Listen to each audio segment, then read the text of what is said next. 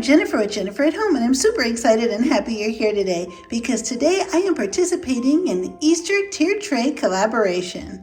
Here are the participants in this collaboration. All of the channels will be listed below. Be sure to check out these channels and don't forget to like and subscribe. My theme today is green, white, and yellow.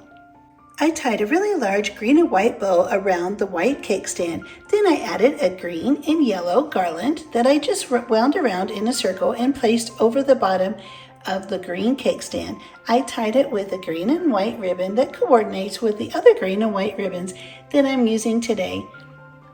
I added this adorable, cute little chick on the side. And then to the top, I added this beautiful little white charming duck. I put a green and white ribbon around its neck and added a bow to the foot and added some little charming green eggs.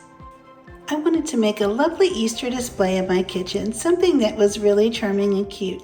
I love little animals, especially in Easter displays. To cover the electrical outlet behind, I just added these yellow tulips that coordinate with the beautiful yellow flowers in my display. I had a wonderful time participating in this collaboration. I appreciate all of the other channel participants. They'll all be listed below, so be sure to check them out and don't forget to like and subscribe. And I'll see you next time.